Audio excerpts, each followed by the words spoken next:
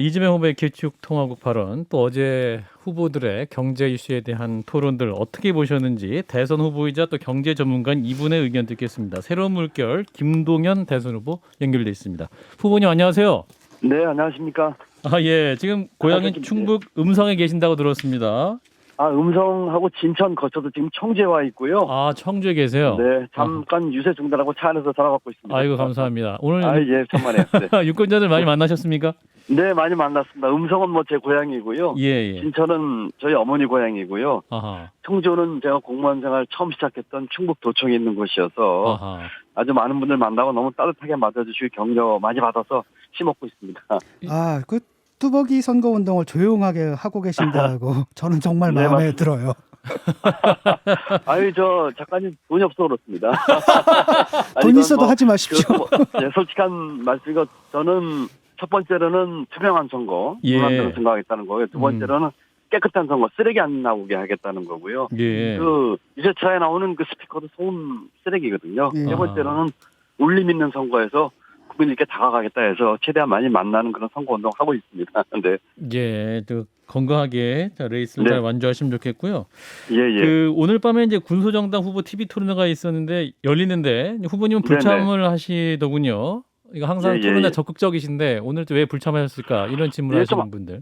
좀 있는데. 안타까운데 제가 오래전에 여기 지방 이 청주를 비롯한 이쪽 유세 일정이 있었고요. 오늘 예.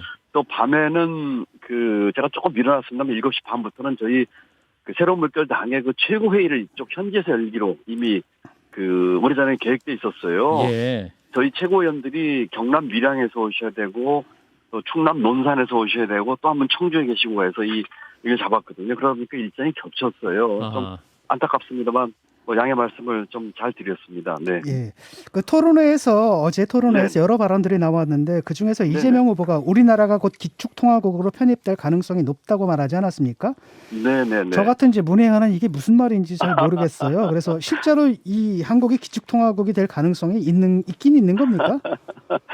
우선 어제 토론을 보고 느낀 것이 예. 참 답답하고 안타깝고 아하. 좀 개탄스럽기까지 했습니다. 아하. 경제 문제에 대해서 이런저런 마이크로한 공약 얘기들 하시는데 경제 철학이 뭔지 정책 콘텐츠가 무엇인지 어떻게 하겠다는 방법이 이런 것들이 보이지 않아서 안타까웠고요. 예. 기축통화국은 이 좀 어려운 용어일 수 있는데 일반 국민들에게 말씀드리면 이렇습니다. 우리가 무역을 예를 들어 하지 않습니까? 네, 국가 간에. 예. 그렇습니다. 그걸 결제를 돈으로 해야 될 거 아니겠습니까? 예. 결제하는 돈의 종류입니다. 한국 돈 줘가지고 미국에서 우리 거 수입하는 분들이 수출하는 분들이 한국 돈 받나요? 안 받죠. 그러니까 결국은 지금의 거의 유일한 기준은 달러인데요. 예. 물론 일부 유로화나 엔화나 이런 것들도 일부 결제선을 쓰고 있습니다만은 지금 우리가 기축통화로 들어가는 것은 굉장히 먼 미래 얘기입니다. 당장에 실현 가능하지 않고요. 왜냐면은 통화에 대한 신뢰도와 편의성이 있어야 되는데 예를 들어서 중국이 위엔화를 기축통화로 만들려고 그렇게 노력해도 지금 아직 실료로 인정을 못 받고 있거든요. 예. 그렇기 때문에 우리가 기축통화국이 곧 될 수 있다고 하는 거는 그건 희망 섞인 얘기지 현실적이지 않다. 그리고 이러한 얘기가 나온 배경은 결국은 재정에서의 이제 국가 채무 얘기를 하다가 나오신 것 같아요. 예. 그런데 지금 이 기축통화국이어서 아니어서 이런 얘기는 무의미하고요. 지금은 재정의 적극적인 역할과 그다음에 어떻게 중장기적으로 재정의 건전성을 유지할 것인가 여기에 초점을 맞춰야 된다고 생각을 합니다. 예, 이재명 후보의 발언은 사실 전경련이 배포한 자료를 인용한 것인데요. 네, 맞습니다. 자료 제목이 전경련 원화의 기축통화 편입 근거 제시라고 돼 있는데 보니까 한국 경제의 기초 체력이 튼튼하기 때문에 IMF의 특별 인출권 SDR이라고 하죠. 이 준비 통화에 포함될 가능성이 높다라는 내용인데 이 SDR이 뭡니까 도대체? 예, IMF 미국의 워싱턴 본부에 IMF 본부가 있고요. 예. 바로 옆에 월드뱅크가 있습니다. 예. 제가 세계은행. 월드뱅크에서 3년 근무했습니다. 예.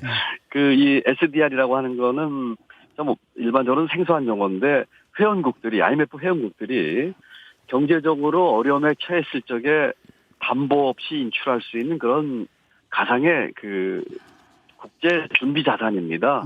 여기에는 그 5개 나라 통화가 그 바스켓에 들어가 있습니다. 달러를 포함해서 달러화, 유로화, 중국화, 중국 위엔화, 일본 엔화, 영국 파운드화입니다. 예. 그런데 그 여기에 설령 들어간다고 하더라도 이것은 기축통화는 전혀 다른 얘기고요. 여기에 편입된다고 기축통화 된다는 것도 아닙니다. 그렇기 때문에 SDR에 우리가 들어갈 수 있는 가능성이 있다고 하는 희망 섞인 전경련의 보고서는 뭐 일리가 있지만 기축통화국에 편입되는 것하고는 거리가 굉장히 먼 얘기다. 그걸 가지고 기축통화국이 된다고 하는 것은 아니다. 이렇게 제가 말씀드릴 수 있습니다. 근데 이제 어제 후보들 간의 논의 과정에서 지금 후보님께서 말씀 잘해 주셨습니다만 사실은 기축통화냐 비기축통화냐에 따라서 재정 건전성의 종류가 달라지고 이제 이렇게 되는 건 아니지 않습니까? 그래서 국가 채무의 적정한 비율에 대한 이야기를 하던 중이었던 것으로 보이는데요. 민주당에서는 네네.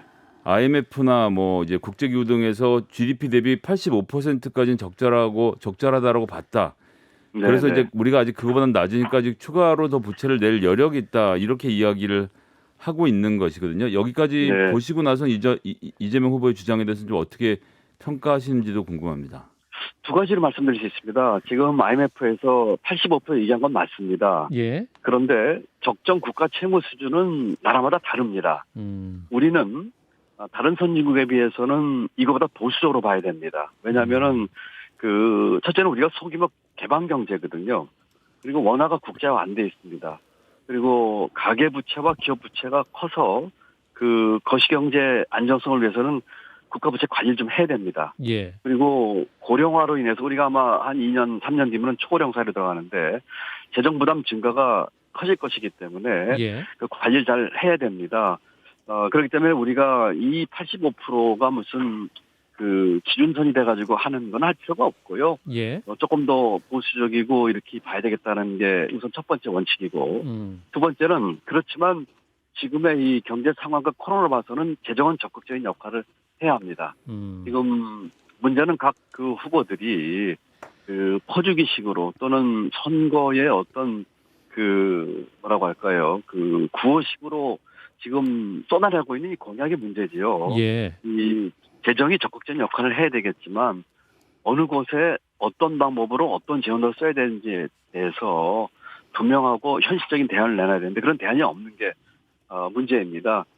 조금 상충되는 말씀 드릴지 몰라도 재정이 제대로 된 적극적인 역할을 함과 동시에 중장기적으로 재정 건전성 관리를 같이 해야 되겠다. 이렇게 저는 답을 드립니다. 잘 쓰고 잘 관리해야 된다 말씀이세요, 진 작가님? 그 윤석열 후보 같은 경우에는 이제 뭐 50-60%를 적정선으로 좀 제시를 했는데 후보님 같은 경우에는 지금 현재 한국의 상황에서 볼 때 적정한 국가 채무 비율이 어느 정도라고 보십니까? 저는 그게 50-60%다, 85%다 이 논쟁이 무의미하다고 생각합니다. 지금 그것이 마치 소득주 성장이다 또는 세금 폭탄이나 같은 그런 프레임 논쟁에 말려들 가능성이 있어요. 예. 필요하면 85% 넘어서를 써야죠. 그리고 문제는 그렇지만 장기적으로 봐가지고 이 나라 살림 어떻게 끌고 갈 것인지에 대한 비전과 이제 실력이 있어야 되는데 지금 어느 선을 제시라고 거기를 넘으면 안 된다, 안 넘으면 그때까지 이 85%라는 게 그때까지 잔뜩 늘려도 된다는 뜻이 결코 아니거든요. 예. 이런 프레임 논쟁보다는 어떻게 하면 이번 뭐 추경에서도 많은 실망을 제가 했습니다만 어떻게 하면 지금의 소상공인 자영업체 대책 또 앞으로도 계속 나올 수 있는 이와 같은 문제 계속되는 문제들에 대한 대책을 현실적이고 과감하고 신속하게 만드는 동시에 중장기적으로 이 문제를 국가 살림 어떻게 끌고 갈 것인지 예. 채무와 이 재정 건전성을 어떻게 끌고 갈 것인지에 대해서 국민에게 비전과 내용을 보여줘야 됩니다. 후보님 근데 이제 지금의, 죄송합니다. 예. 네, 지금의 후보들은 전혀 그렇지 않고요. 아하. 그리고 지금 후보들이 내고 있는 정책의 어떤 그 모든 내용, 공약의 그 내용들이 그냥 쏟아내고 있는 거예요. 마치 이런 표현까지 해서 죄송합니다. 배설하듯 쏟아내고 있습니다. 알겠습니다. 후보님 이제 그런데 이 논쟁이 시작됐던 지점을 우리가 보면 소위 말하는 기재부 후보님이 계셨던 곳이죠. 거기서 재정 건전성 40%라는 선을 그어 놓은 데서 모든 논쟁이 시작된다고 저는 생각하는데요.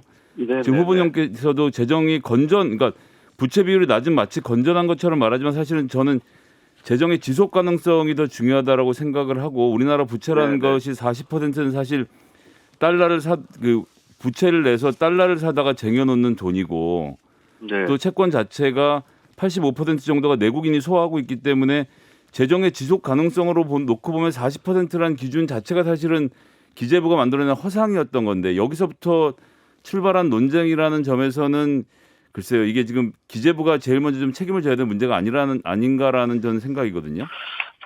일리가 있습니다. 제가 부총리 때에 국가채무율이 36%였고요. 예. 제가 이번 정부 임기 내에 40%를 넘기지 않겠다고 하는 계획도 저도 세웠는데 예. 그때는 경기 침체와 코로나 오기 전이었습니다. 아하.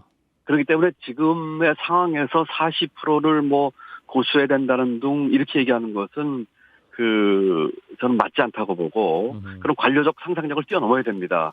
그래서 아까 말씀드린 것처럼 재정의 적극적인 역할에 대해서 전향적이고 또 이번 코로나에 대해서도 제가 과감, 신속, 충분한 지원을 강조했던 것이고요. 예. 그렇지만은 그러면서도 2, 3년 뒤, 5년 뒤를 보는 중기 재정 전략을 짜가지고 국민들께 마치 마리케 얘기했듯이 메르켈 총리가 얘기했듯이 예. 빚내지만 언제 어떻게 해서 갚겠습니다라든지 하는 식으로 알겠습니다. 비전을 제시해 줘야 됩니다. 예. 예. 지금의 대선 후보 간의 이 논쟁은 제가 보기에는 실력이 없고 비전이 없는 후보들 간에 선거에서의 유리를 위해서 싸우고 있는 그야말로 이전 투구에 불과합니다. 알겠습니다. 후보님 네. 말씀 여기까지 듣겠습니다. 고맙습니다. 네, 감사합니다. 네, 새로운 물결 김동연 대선 후보였습니다.